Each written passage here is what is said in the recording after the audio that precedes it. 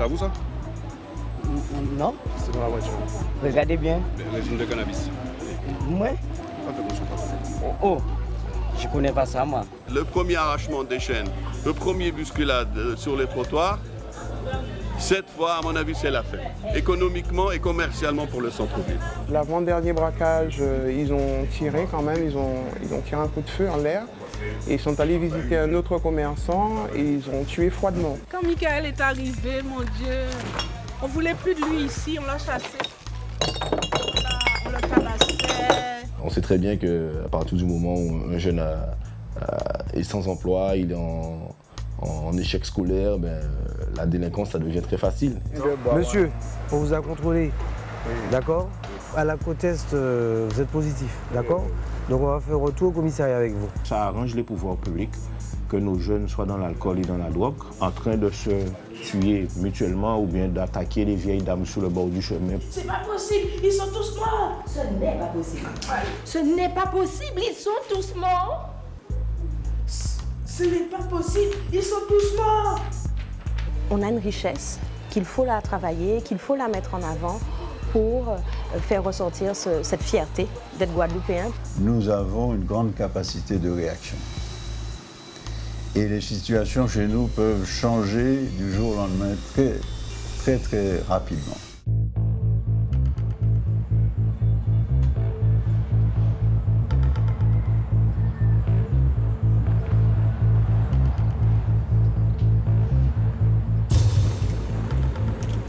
La mer, les Caraïbes, les vacances au soleil.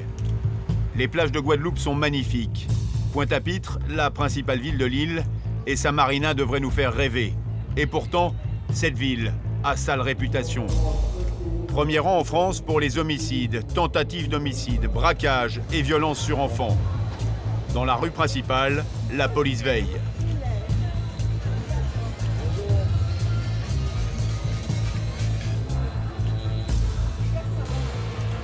Mais t'as pas de ceinture? Ouais, je vais en prévoir une. Faut mettre une ceinture quand même. Excuse-moi. Excuse-moi. Mille excuses, ouais. Ok? Merci bien, c'est mieux. La police tente d'impliquer la population. Mais ici, on n'aime pas trop parler aux forces de l'ordre. On sait jamais si tu vois une agression, est-ce qu'on peut te laisser le numéro de téléphone? Non, t'es sûr, tu veux pas? Je suis pas là pour dénoncer. T'es pas là pour dénoncer, mais quand même, il y a si tu vois une injustice, une petite mamie qui se fait arracher une chaîne. J'aurais régler ça même. Ah ouais? Mais après, tu risques d'avoir des soucis avec la justice, toi. T'as dit que t'appelles la police, ça sera nous. Ouais, mais on peut pas dire bon, c'est ton choix, je respecte ton choix. Mais fais attention quand même, sois prudent. Il y a quelques semaines, les gendarmes venus en renfort sont repartis. Et depuis, il faut rassurer les commerçants. Ça va et toi, ça marche? On compte sur vous. Oui. C'est vrai que la présence des gendarmes nous manque un petit peu. Et terriblement. Les autorités le savent. Il y a un fort taux de délinquance. Mais c'était en baisse la présence des gendarmes. Donc on a pu prouver qu'il suffit que sur le terrain qu'on soit assez nombreux et que ça baisse. Après ça vous, moi je... Exactement. Bon courage à vous. Merci. Soyez plus nombreux sur le secteur. Il a dit c'est pas moi. Non, oui, mais bon. Les gens ont peur. Il y a pas... C'est récurrent. Ça sort souvent de la bouche des gens. Nous avons peur. On ne descend plus en ville. Parce qu'il n'y a pas cette présence policière. Les policiers sont bien présents dans cette rue. Mais comme partout, ils ne peuvent pas tout contrôler. Bonsoir. Si vous voyez où ils cachent leurs produits aussi, parce qu'on on sait ce qui se passe là. Une petite vente de produits. Parce que moi je ne suis pas dans permanence, je viens que l'après-midi de 15h à 17h. Il y a toujours debout et par rapport aux bars. Ils sont toujours en bars. Il doit y avoir un trafic là, secteur. Il y a un petit trafic. C'est sûr. Maintenant, on n'arrive pas à voir les transactions. Vous sentez l'odeur? On sent produit illicite. un petit peu d'herbe, voilà. C'est comme ça qu'on pense qu'il y a quelque chose. Mais quand nous on arrive, il n'y a plus rien. Le maire aurait dû faire, c'est interdire la consommation d'alcool dans la route. Il faut s'attaquer à l'origine du mal. Imaginez-vous s'il faut mettre des policiers derrière chaque délinquant, ça va être dur. Bon, ben sur ça, bonne continuation. Merci, au revoir. À Pointe-à-Pitre, il n'y a que 50 000 habitants. On est loin des mégapoles minés par la violence. Mais il y a beaucoup de jeunes désœuvrés, sans aucune perspective d'emploi. Le centre-ville est leur terrain de jeu. J'espère pour l'avenir que les petits bandits ne vont pas revenir et commencer à attaquer ceux qui restent, puisque c'est le premier arrachement des chaînes, le premier bousculade sur les trottoirs. Cette fois, à mon avis, c'est la fête, économiquement et commercialement pour le centre-ville. Les vols à l'arraché ont explosé et les Guadeloupéennes ont changé leurs habitudes. Oh bonjour. Vous avez bien enregistré le numéro? C'est fait? D'accord. Ok. Donc n'hésitez pas. Avec plaisir. J'étais deux, hein, c'est ça? J'étais à deux. Lui, il était là, le vigile, il leur dit de sortir d'ici, sinon c'est lui qui prenait. Donc il est parti. Ah oui, fusil, oui, avec fusil. Vous prenez n'importe quelle Guadeloupéenne, vous verrez si elle a un collier d'or sur elle. Ça vous donne tout de suite un peu l'image de ce qui se passe aujourd'hui. Ça fait quand même pas mal d'années que la Guadeloupe est enfoncée dans des problèmes. Aujourd'hui, il y avait tellement de braquages, il y avait tellement de trucs, on est obligé de travailler, de regarder à droite et à gauche pour voir. Il n'y a pas une vie, quoi.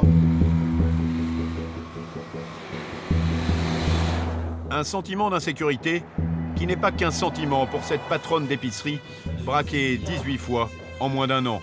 Elle ne voudra pas montrer son visage par peur de représailles éventuelles. Ici, chaque jour, chaque minute, chaque seconde, on ne peut pas traîner en ville tranquillement. Même dans les petites supérettes comme nous, comme ça, c'est pas possible, c'est invivable. Même le soir, on ne peut plus traîner à 21h, 22h. Ils ont déjà envahi les routes, les jeunes à scooter ne peuvent plus rouler. C'est invivable. D'ailleurs, je suis au 18e braquage. Chose très difficile à vivre, autant pour mes clients que moi-même. D'ailleurs, il a fallu réduire sur les horaires. On terminait à 20h, maintenant c'est 18h30 pratiquement. Ce qui crée plein de problèmes en fait, parce que ça joue sur le chiffre, mais ma vie, ma santé joue avant tout.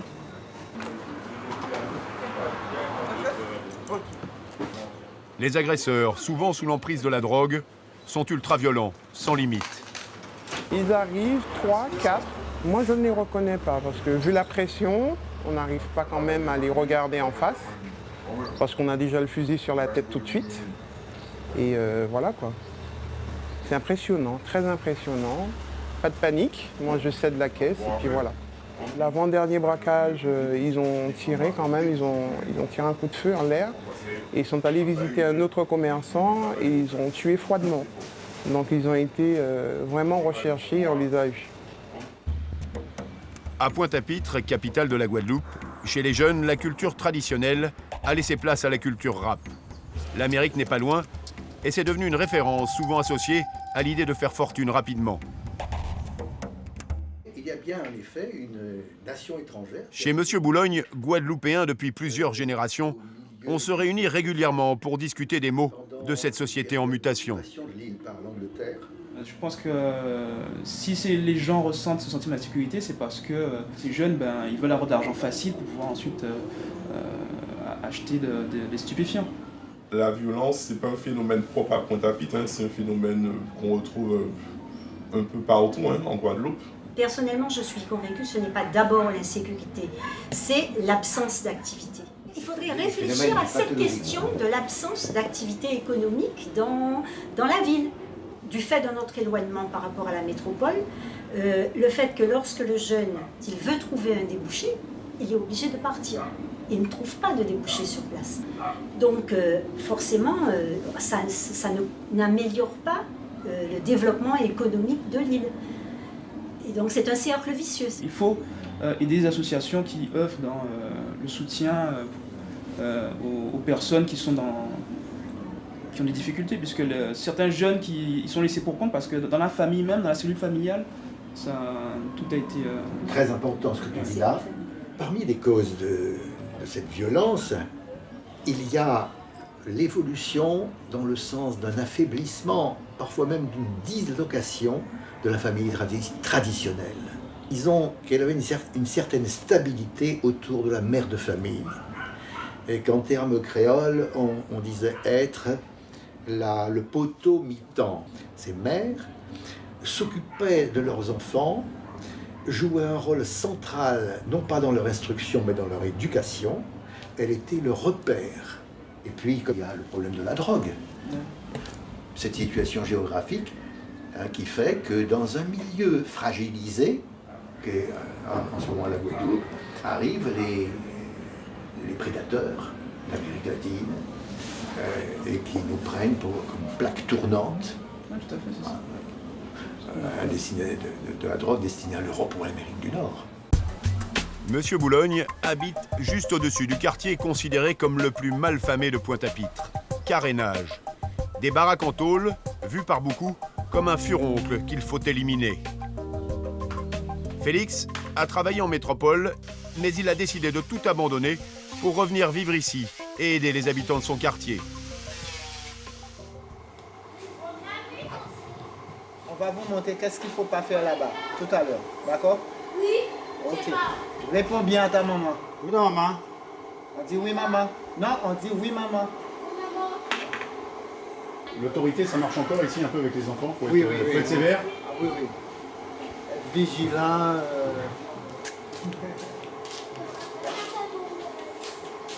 Je pense que ça va carénage. C'est dommage, les plus anciens sont partis. Il y a Félix qui est resté et 2 ou 3 autres. Les gens comme Félix continuent à aider les jeunes. Le carénage n'est pas aussi mal comme on pensait. Parce qu'on est en sécurité ici toujours. Parce que vous savez, au fond, là, ils ont des jeunes. En insertion. Oui, en insertion. Et moi, je discute tout le temps avec eux. Et les gars sont tellement gentils, on dit, hop. On dit, ouais, mais il faut comprendre. Mais ils me disent, ouais, mais non, pas de travail. Je dis, mais ça, c'est pas une solution. C'est pas parce que vous n'avez pas de travail, vous allez essayer de fumer de la drogue ou de vendre de la drogue. On a aussi la désinformation. Et la désinformation, on voit aussi qu'on pense qu'ici, on ne peut pas aller sur une place. C'est pas vrai. Moi, je mange n'importe où, carénage, n'importe où, ben marou. Il n'y a pas ce problème-là. Mais ça se passe aussi dans la tête. Ma mère me dit, ah, c'est tellement dangereux là-bas. Je dis, maman, où je vis, c'est beaucoup plus dangereux.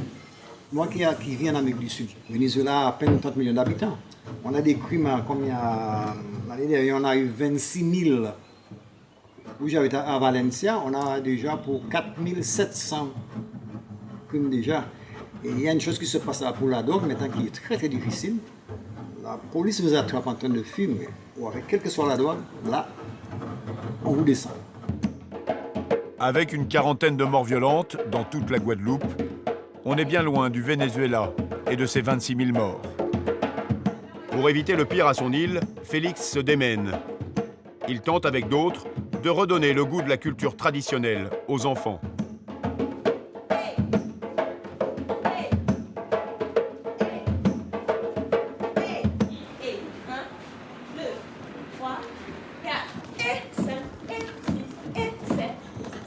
La Guadeloupe étant dans un bassin caribéen, entouré de la Jamaïque, des États-Unis, on se perd effectivement dans toutes ces cultures qui sont tout aussi enrichissantes. Mais le souci, c'est que beaucoup de jeunes ne pratiquent quasiment plus qu'exclusivement ces danses, mais dévalorisent ou délaissent ou méconnaissent totalement la danse traditionnelle de Guadeloupe. On a une richesse qu'il faut mettre en avant pour faire ressortir cette fierté d'être guadeloupéen, puisqu'il y a énormément de choses pour lesquelles on doit être fier ici en Guadeloupe. Être fier de son environnement, c'est le début de tout pour Félix. Le squelette, la colonne vertébrale, c'est la culture. Mer, rivière, montagne, volcan, tremblement de terre, cyclone, tout ça c'est nous. On n'arrête pas d'être tout le temps en alerte. Et la culture nous permet, c'est comme si c'est une énergie. Donc on se ressource, après une journée de travail, en touchant le tambour, en dansant, en chantant, on se revigore et puis on a l'impression d'être encore debout. Ça nous a permis, nous jeunes, d'avoir des repères. On a tout exploré selon les modes de communication, mais cette richesse-là, ça se transmet par proximité. On essaie de rester en liaison, en contact avec ce monde.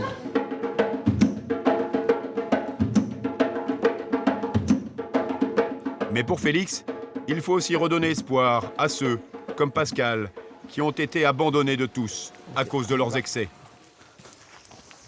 On va où là, Félix? Donc on va à la maison où habite Pascal et on va faire l'état des lieux pour voir comment lui permettre de réinvestir les lieux, quoi. Pascal habitait lui aussi à Carénage, dans une de ces maisons de tôle et de bois, plus proche du bidonville que d'une cité moderne.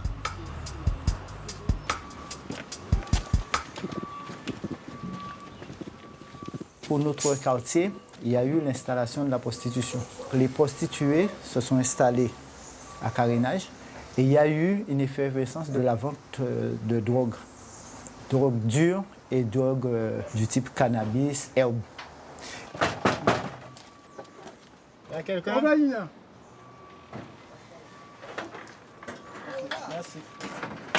Beaucoup de jeunes n'ayant plus d'activité, n'ayant plus de maisons de jeunes, ni de salles de spectacle, ni de terrain, se sont trouvés à la rue.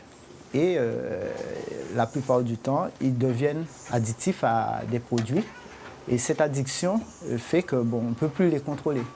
Et Pascal a eu comme mauvaise surprise d'être entraîné à cette époque par des jeunes. Et lui, il était à la limite d'être schizophrène. Pascal, sous l'emprise de la drogue, est vite devenu violent.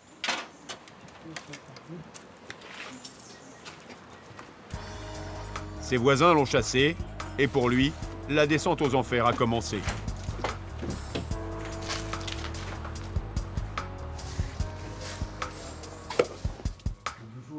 Avant qu'il ait eu ce problème de santé, il y a toute la vie qui existe en voisinage. C'est pour ça qu'on a eu la porte, là où il y a un passage, mais qui est surveillé. Et lui, il doit avoir l'aval des voisins, parce qu'il y a eu rupture. Lorsqu'on parle de désocialisation, c'est comme là maintenant, il doit faire preuve de patience et de pragmatisme pour réinstaller cette communion qu'il y avait.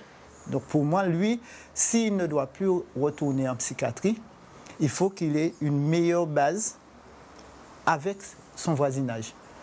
Donc on s'est proposé à l'accompagner de manière que petit à petit, il insère un peu cette vie de quartier et après qu'il ait son autonomie comme il l'a eu auparavant. Oui? Quoi? Pascal, arrêté par la police, est maintenant traité en psychiatrie et bourré de calmants.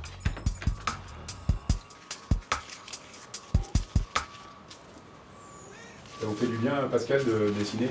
De dessiner, oui, mais des fois même à dessiner, des fois c'est m'énerver, parce que ma rage comme ça, moi-même ça m'étonne. Je suis là. C'est du beau travail. Merci. Là aussi, je suis là. Ça c'était après le psychologue, par contre j'ai eu comme inspiration un endroit qui était abandonné, ça m'est passé par la tête. Je l'ai dessiné et quand je dessine, j'aime bien remplir toute la feuille. J'aime bien remplir toute la feuille. J'étais tout seul, je ne savais pas pourquoi dessiner. Et j'ai dit, ah tiens, j'ai jamais essayé de dessiner quelqu'un, j'essaie de dessiner mon autoportrait. C'est avec le soutien de la famille, je pense que je peux faire plein de choses. Et qu'on essaie de me comprendre et qui pense que rien n'est perdu et que tout est à gagner. J'ai fait des bêtises comme tout jeune, mais je demande toujours à ce qu'on me pardonne parce que ça ne vient pas de moi, parce que j'ai pas grandi comme tout jeune enfant avec le père qui est le repère, avec la mère. Ce quartier mal aimé est la fierté de Félix. Le cyclone Hugo n'a pas réussi à le dévaster. Ce que nous, on a eu comme regret, c'est de voir cet habitat, après le fameux cyclone Hugo, être décrié en disant comme si c'était le virus de la société. Il ne faut plus qu'il y ait ce genre d'habitat, de vie, alors qu'on n'avait qu'à réhabiliter les zones, remettre le circuit d'eau, l'électricité, le téléphone et les matériaux. On aurait pu refaire surface avec d'autres formes plus agréables, avec de l'esthétisme, etc.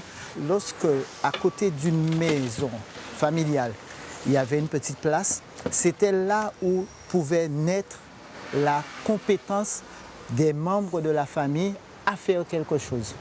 On pouvait partir de ce qu'on appelait pack à cochon, garenne à poule, lieu où on pouvait s'occuper d'une bête et à faire naître une petite maisonnette. On appelait ça les maisons de garçons. Dans ces vieilles baraques, la solidarité et le respect des anciens ont toujours existé. Rien à voir avec l'ambiance des cités HLM de Pointe-à-Pitre. Tout ce qui donnait plus, c'était l'arbre. Et de cet arbre naissait une convivialité de l'ombre. On n'avait jamais chaud dans une maison qui était entourée d'arbres ou d'hibiscus. Donc il y avait l'architecture donnait lieu à une qualité de vie. Le voisin pouvait surveiller l'enfant de la famille à côté. Ça, c'était fort. On va dans une cité nouvelle à caractère logement social, on va voir que les voisins avec le mur mitoyen, ils ne se disent pas bonjour. Ils ne s'entraident pas. Il n'y a pas de coup de main. C'est la fin d'une journée de liberté pour Pascal. Il doit retourner à l'hôpital, chez les fous, comme il dit. Lui, on ne souhaite pas qu'il soit dans ce domaine de psychiatrie parce que c'est à cause de l'herbe à la base et cette herbe-là circule en permanence dans toute la Guadeloupe. Donc on sait, même si les gens disent que non, c'est comme le cannabis, c'est pas dangereux, ce n'est pas vrai. Lorsqu'on est en addiction, ça pose problème.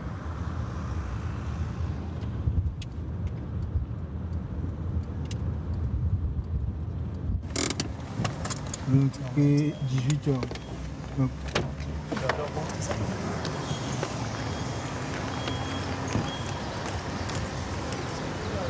Je ramène un patient de psychiatrie.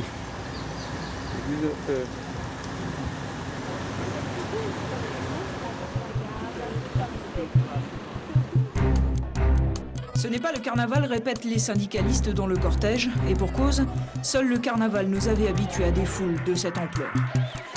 Sur ce petit coin de territoire français, on ne vit pas forcément bien. Début 2009, la Guadeloupe sort de l'anonymat. Oubliée, l'île des vacances.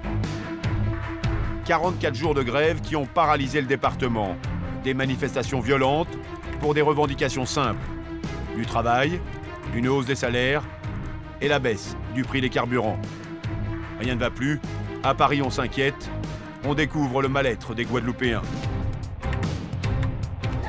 5 ans plus tard, à l'occasion du 1er mai, les syndicats sont dans la rue. Élie de Mota, le leader charismatique de 2009, est en tête de cortège.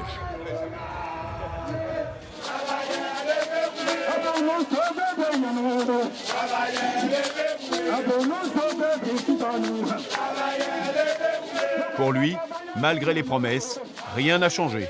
Ce sont les conséquences de la pauvreté, de l'illettrisme, de la misère, du chômage de masse.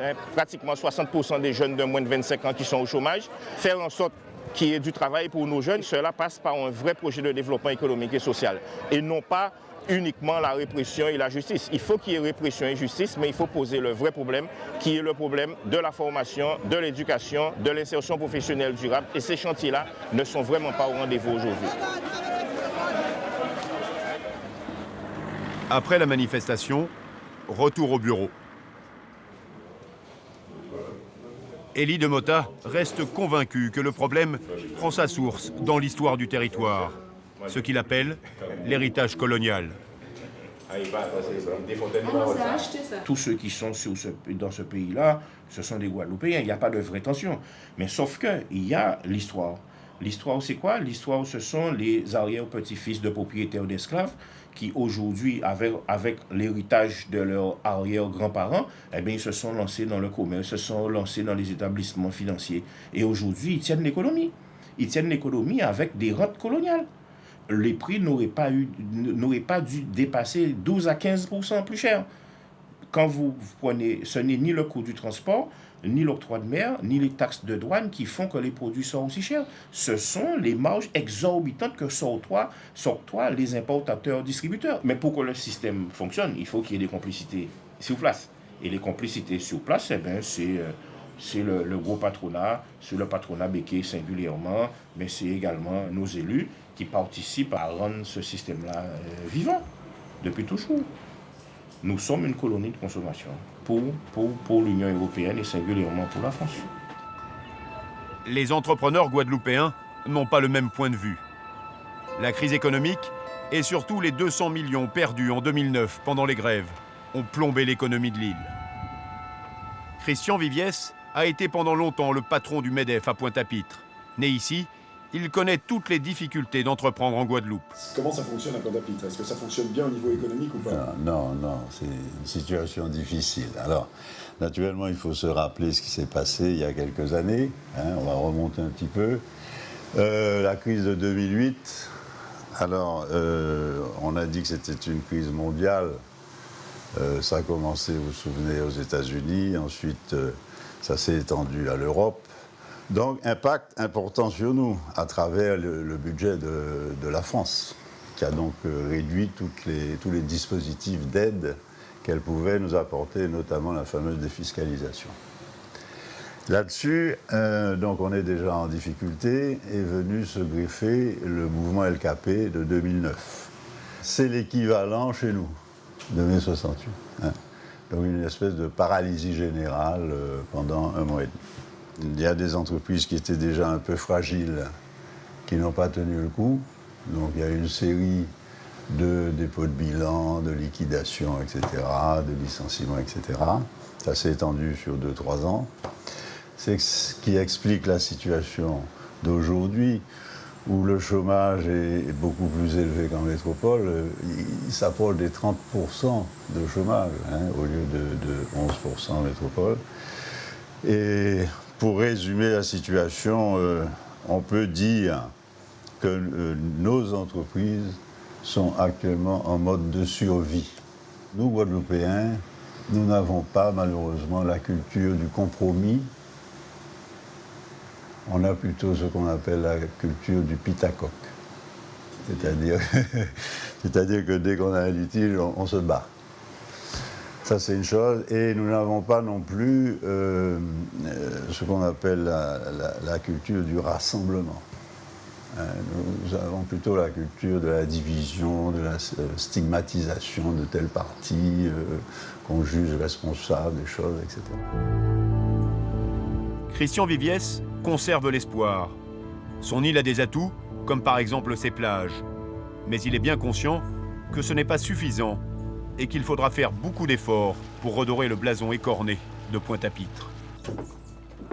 Il faut valoriser l'histoire de la Guadeloupe, il faut nettoyer le pays, qu'il soit propre, que les touristes se sentent en sécurité, qu'ils aient des choses à faire en dehors de bronzer sur la plage le matin, mais que le soir, il puisse y avoir des festivals, des trucs à visiter, des conférences. Vous voyez, c'est ça.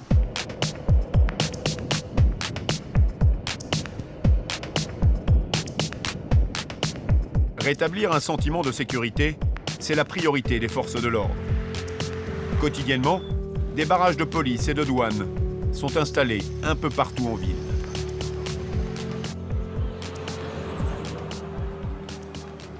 Vous pouvez lever la selle, s'il vous plaît. Vous pouvez place là, ok.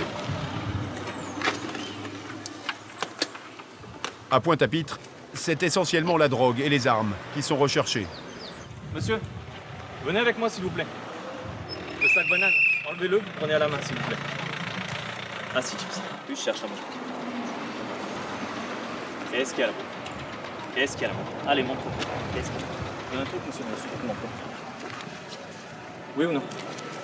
Je vous ai demandé, répondez-moi ça. C'était où le... Dans la sacoche. La sacoche, elle était là. Cherchez, monsieur.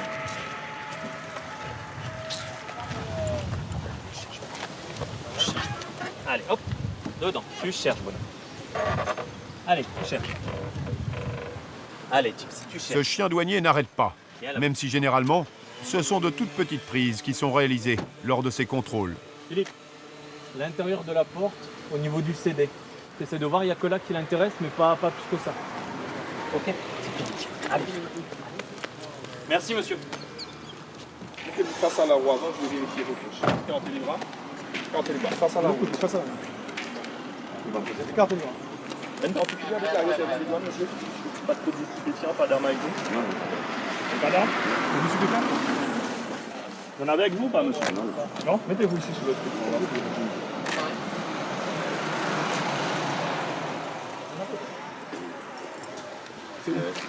Les douaniers fouillent, mais ne mettent pas en garde à vue. En cas d'infraction, ils se contentent de donner des amendes. Ça fait quoi de joints? C'est du 5 grammes? Ouais, 4-5 grammes. 4-5 grammes.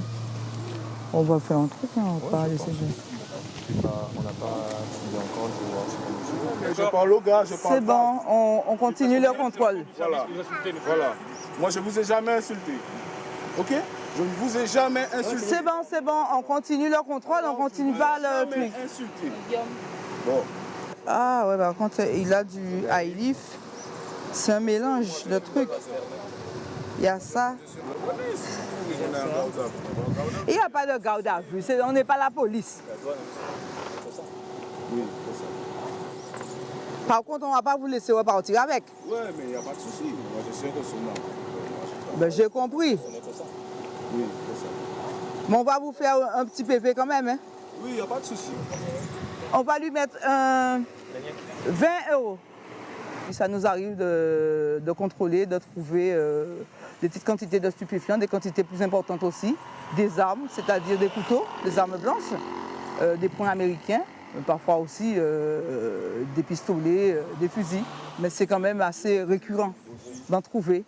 Et puis comme la criminalité augmente, nous, on se fait un devoir quand même de questionner la personne en question pour savoir si véritablement l'arme trouvée dans sa voiture est une arme pour son travail ou alors si c'est quelque chose qui pourrait porter préjudice à d'autres personnes ou à lui-même. La chef d'unité, Danielle Létain, intervient toujours avec délicatesse. Mettez-vous par ici, moi je préfère... Ah d'accord, ouais, mais... Vous préférez que je parle à distance? Non, je ne préfère pas, mais je vous trouve trop rapproché de mes collègues. Pas jusque-là, je vous ai dit de vous mettre là. Pour savoir, hein. Madame me dit de me mettre là. Je sais ce que je dis, c'est parce que vous êtes... Écoutez, c'est ça les règles de sécurité, vous êtes dans son dos. Et dans le dos de mon collègue aussi. Donc je préfère que vous soyez à distance. Un automobiliste vient de forcer le barrage. La police le prend en chasse. Il a tourné. Le fuyard va tenter de se cacher entre les immeubles du bord de mer. Mais il n'ira pas très loin. Les policiers le savent, sur une île et dans une petite ville comme Pointe-à-Pitre, il est presque impossible de disparaître.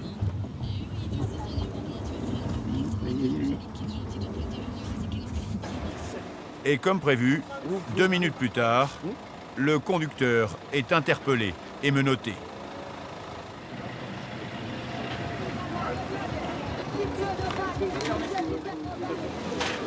Tu cherches la bébé.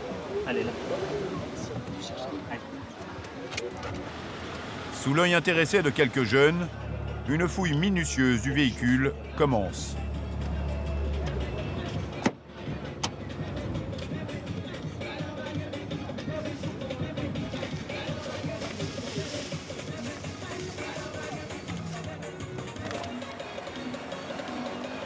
Il y a eu de l'herbe là, dedans. Il y a de l'herbe dedans? Il y a eu de l'herbe. Ah, il y a eu. Il y a encore des petits résidus. Ah.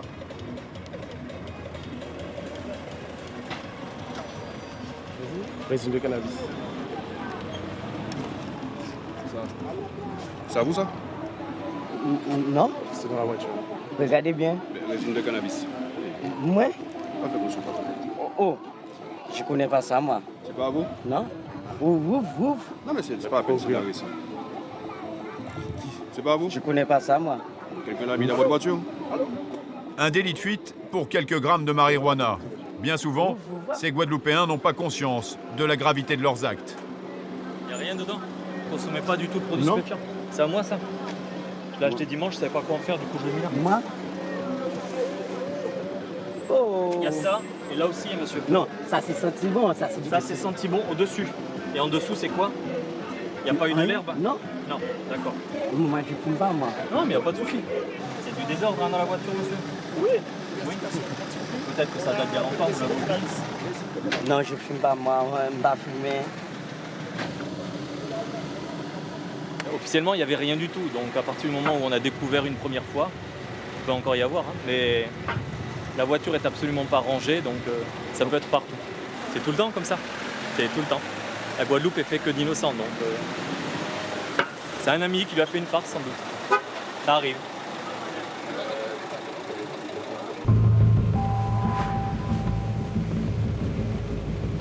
Depuis quelques années, le trafic de drogue s'est considérablement développé. La Guadeloupe est devenue une plaque tournante entre l'Amérique du Sud, les États-Unis et l'Europe. Du coup, sur l'île, la consommation de stupéfiants a suivi le même rythme. Ce qui n'étonne pas Élie de Mota. On sait très bien comment on fait rentrer le crack en Guadeloupe, comment on fait rentrer la cocaïne et l'héroïne en Guadeloupe. D'accord? Ce n'est pas les petites barques de marins pêcheurs, ni les scooters de mer qui vont les chercher.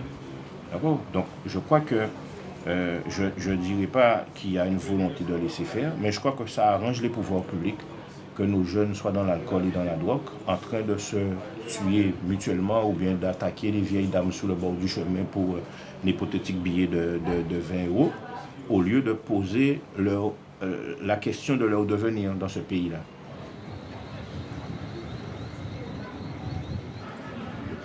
Pourquoi nous sommes dans cette situation? Pourquoi il y a eu quasiment 40 morts l'an dernier? Et 40 morts, mais 40 crimes élucidés dans les 48 heures. Donc ce ne sont pas des crimes crapuleux, ce ne sont pas des crimes mafieux, c'est une espèce de désespérance, très souvent liée à l'alcool, très souvent liée à la drogue. Donc cherchons pourquoi, quand vous avez 33 à 35% des adultes qui sont au chômage, quand vous avez pratiquement 59 à 60% des jeunes de moins de 25 ans qui sont au chômage, quand vous avez 25% d'illettrisme total en Guadeloupe, quand vous avez autant de problèmes liés à la drogue ou à la consommation d'alcool, mais je crois que quand vous mélangez tout ça, mais on a de la chance que ça ne soit pas pire. À Pointe-à-Pitre, quand on parle de délinquance, c'est toujours vers le quartier de carénage que les regards se tournent. Mais heureusement, il y a des gens comme Madame Ninine qui croient encore que tout n'est pas perdu. Michael, est-ce que Michael est là? Depuis des années, cette dame issue d'un milieu aisé a choisi d'aider les marginaux, les oubliés des services sociaux. J'ai pas compris. Je vais mettre la serrure là. Je vais mettre cette serrure là. Comment on a pris un autre moins cher? D'accord? Romuald, il est ferronnier. Il y en a qui sont un peu plombiers, il y a d'autres qui sont peintres. Chacun, alors quand ils ont besoin d'un petit argent, et ils me disent « Ah mamie », ben, je dis « Fais-moi une peinture, fais-moi un petit truc ». Oui, oula. On avait une petite qui dormait ici, mais son dealer est venu le chercher, l'a menacé, tout ça. Le fusil est passé par là. Elle n'a pas été blessée, mais elle est partie, parce que c'était dangereux quand même. C'est toi qui fais la maman aujourd'hui? Oui, madame. Alors, Sabine n'est pas partie, elle n'est pas revenue, tu as passé. Nadine? Nadine, oui. Bon, pourvu qu'elle ne revienne pas, tu sais. Parce que c'est dangereux quand même. Si vous la voyez, vous lui dites Madame Nina a dit oh là là, ne reviens pas parce que le monsieur il a menacé. Il m'a appelé. Hein. Mais il m'a dit ça aussi. Il m'a arrêté hier soir. Il t'a arrêté hier soir aussi? Jusqu'à présent, il ne la laisse pas tranquille. Et là, l'eau, ben, vous voyez, c'est très sec. C'est votre entrée, c'est votre petite passerelle. Voilà, qui a été construit par deux jeunes qui habitaient là aussi. Pour me faire plaisir, ils m'ont mis ce petit Jésus là. Alors, parce que même si je le range, quand tu passes avec ça, ça le casse. Ah. Mais regarde tout ça de bijoux que tu as. Tu pourras nous donner un peu d'argent pour le faire? Ah bon? Bon, on pourrait faire travailler les jeunes, mais il faut un budget pour ça. Alors là, les premières petites cases, c'était là, en bois, tout ça. Et les jeunes qui avaient construit.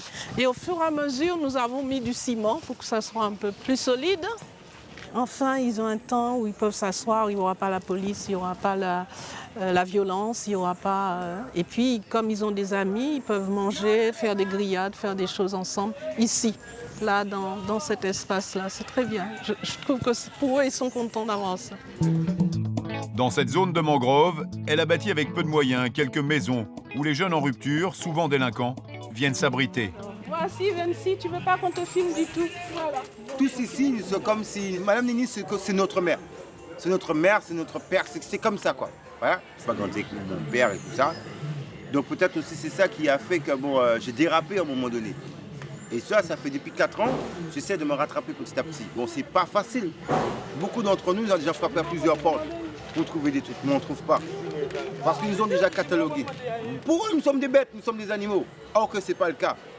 Je suis sûr, parmi ces gens qui nous pointent du doigt, ils viennent dans ce quartier, ils viennent ici, ils demandent quelque chose, ils vont l'avoir. Ils demandent à laver une voiture, ils vont laver la voiture. Ils demandent à faire un travail, un petit boulot. Ces mêmes gens-là qui nous pointent du doigt, venez faire un tour.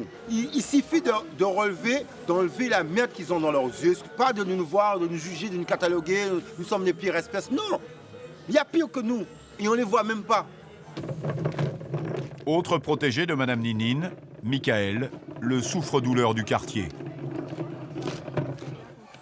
Quand Michael est arrivé, mon Dieu, on ne voulait plus de lui ici, on l'a chassé.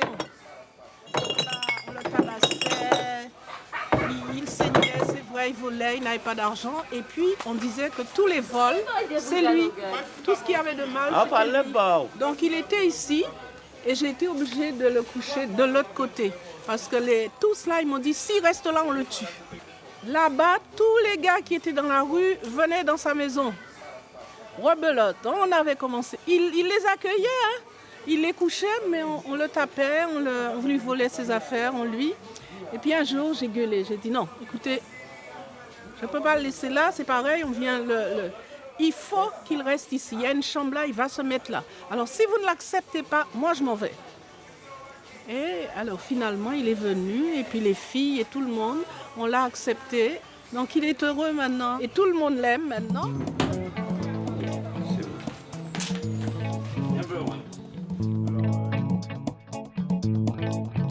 Elle n'a pas peur de nous, tu vois. Pour elle, on est des anges avec, pas vraiment des anges. Elle sait qu'on fait des bêtises, mais pour elle, il faut vraiment respect pour elle.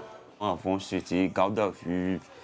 Pendant un mois, c'était garde à vue 5 fois, 6 fois, tu vois. Là, j'ai beaucoup calmé.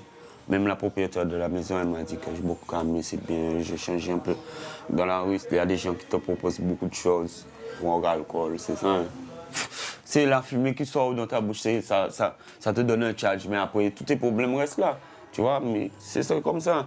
Et lorsque tu as décidé de sortir dans la rue, c'est là que tu auras beaucoup de problèmes avec des gens dans la rue, des amis, comme s'ils vont venir te dire, on va sortir, on va quelque part, tu dis non, hein, ils vont te dire, tu es poule mouillée, tu es ci, tu es ça, tu es pas ghetto, tu es un peu en l'air, tu vois. Et c'est comme ça, hein. C'est lorsque tu décides de sortir, c'est là il a plus de pression, plus de problèmes. Tu vois, mais il faut rester fort. Quelques semaines plus tard, Michael sera gravement brûlé dans l'incendie de sa chambre. Personne ne sait et personne n'enquête pour savoir si c'est un accident ou si une nouvelle fois, on a essayé de le tuer.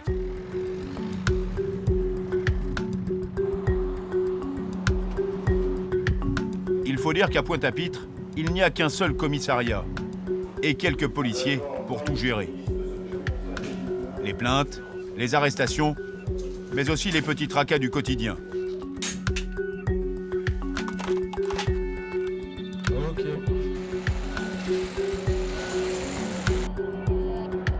À 18h, la nuit tombe sur Pointe-à-Pitre et la ville se vide. Au centre, dans la rue commerçante, il n'y a plus personne, mis à part quelques sans-abri et une voiture de police. Le soir, les gens restent chez eux, par habitude ou par peur. Dehors, on croise surtout ceux qui ont trop bu. Serrez-vous, serrez-vous, serrez-vous. Serrez-vous. Monsieur, baissez la musique, s'il vous plaît. Police nationale. Contrôle routier. Vous me présentez les pièces afférentes à la conduite et à la circulation du véhicule, le permis de conduire, l'attestation d'assurance et la carte grise. J'ai pour rien que notre... Monsieur, vous l'avez ou vous l'avez pas? Hein? Qu'est-ce que vous avez? La carte grise et l'attestation s'il me faut. Ça, j'ai trouvé ça comme ça. Quoi ça? C'est pas vous la voiture? Hein? Oui, ma voiture. La voiture assurée ou pas? Oui. La bonne attestation. Vous avez plusieurs colis là. Non, 2013. 13? Là aussi 2013. Et ça coûte? 2013. Eh bien, j'ai ça dans la boîte là. Je sais pas. Vous l'avez ou vous l'avez pas? Je ne roule pas souvent avec cette voiture-là. La voiture est assurée, ou la voiture n'est pas assurée? Oui. Mais prouvez-moi que votre véhicule soit assuré par l'attestation d'assurance, monsieur. Même le certificat n'est pas valide. Tenez. Et ça, c'est quoi? 2013. L'alcoolisme est un grave problème en Guadeloupe. Les policiers sont vigilants, car le plus souvent, c'est sous l'emprise de l'alcool et pour des broutilles que les assassinats sont commis. Oui. Beaucoup? Restez là. D'accord, restez là. On va se mettre là. OK.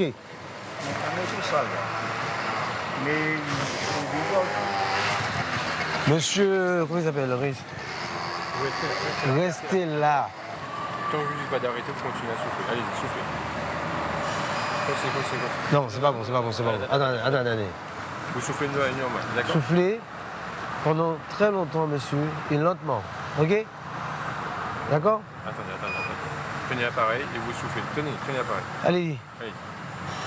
Encore. C'est bon, va. Et petit ballon là? Monsieur, à la côte Est, vous êtes positif, d'accord? Donc on va faire retour au commissariat avec vous. D'accord? Il n'y a pas de problème?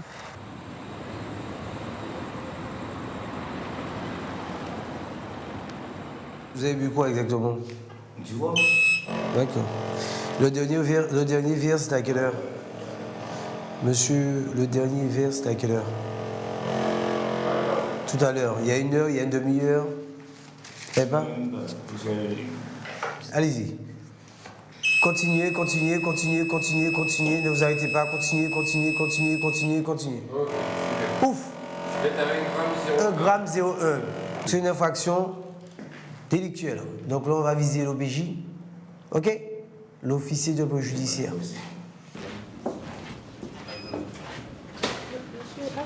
Monsieur, avancez. Ils sont déjà 6 ce soir en garde à vue. Pour eux, une longue nuit commence. Vous avez mangé, vous avez acheté à manger? Vous avez du riz ou des pommes de terre? Pas de riz. Comment? Pas de riz. Pas de riz? Moi, je prends des pommes de terre. On savent qu'il est sauvage, on savent ni chômage, on savent. On veut famille, on veut amis, qui passent en bas là pour y travailler pour faire études. Le jambes l'homme là, ni l'on serait fait en famille, du coup, nous pas jamais là. C'est peut-être moi qui ai un problème entre moi et l'homme là. L'homme nous toutes réunis ensemble, ça trop belle. Le billet là tellement cher à Noël. Peut-être déjà bon avec tout ça soleil, mais non, moi, on peut pas. Missier Sadik a choisi la chanson et le rap en créole pour exprimer les problèmes de son île. Ce sentiment d'abandon qui habite les jeunes Antillais. Même les gens partis en vacances, en arrivé en créole, n'ont pas arrivé en France. Ne pas quitter les Antilles, même en France. C'est la vie en moyen sens, au sens. C'est vrai qu'on a vraiment un sentiment un peu d'injustice parce que lorsqu'on voit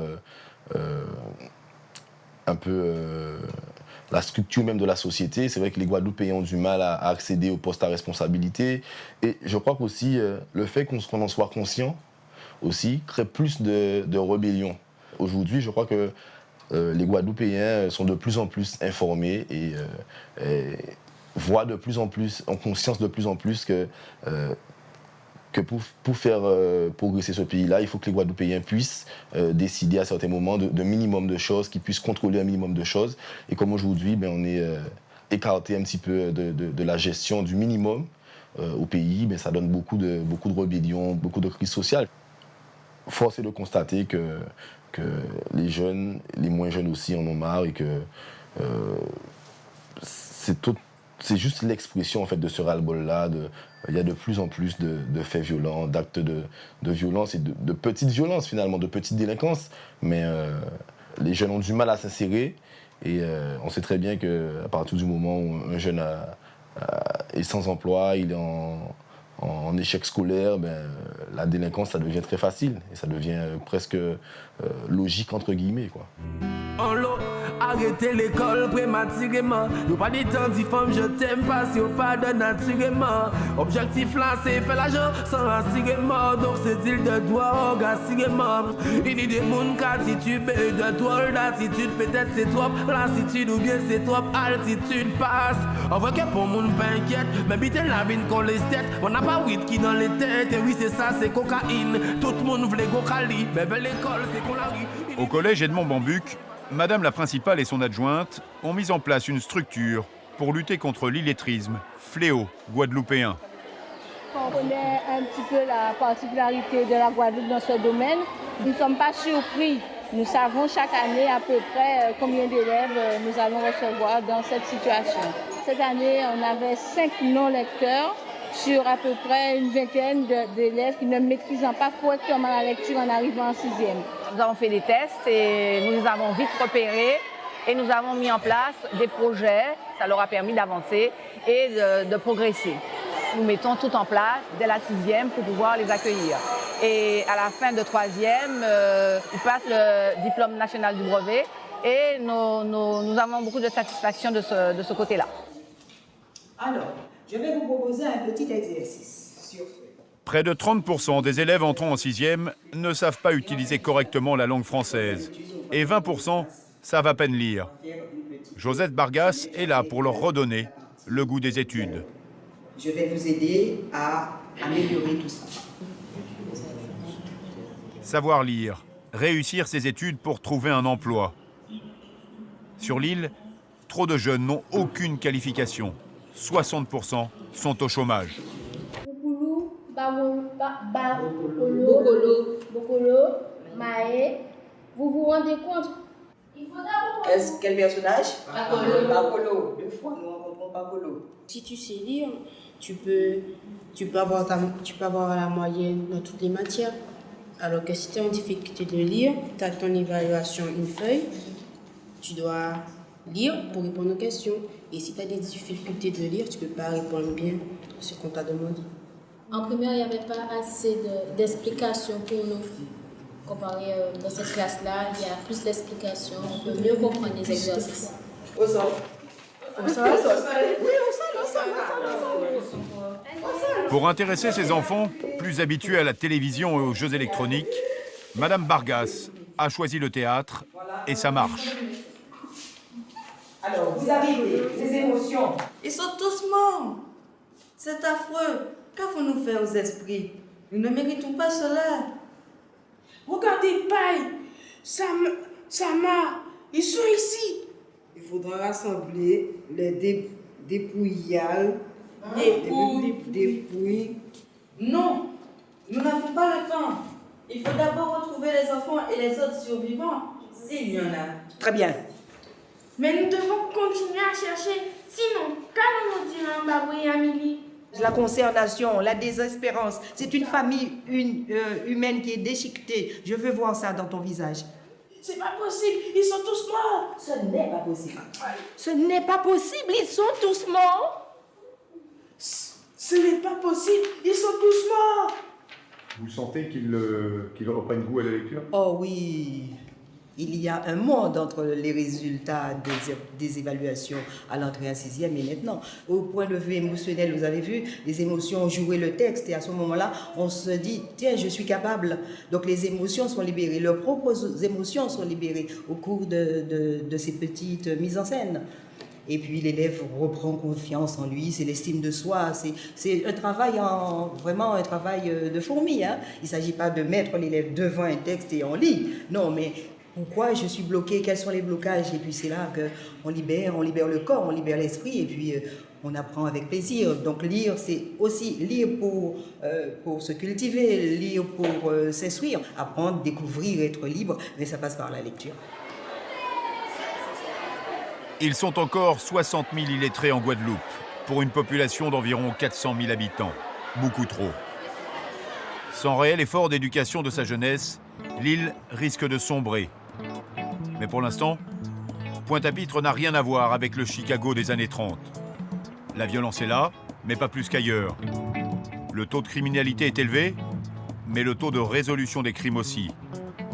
Même si les statistiques ne sont pas bonnes, Il fait toujours bon vivre en Guadeloupe.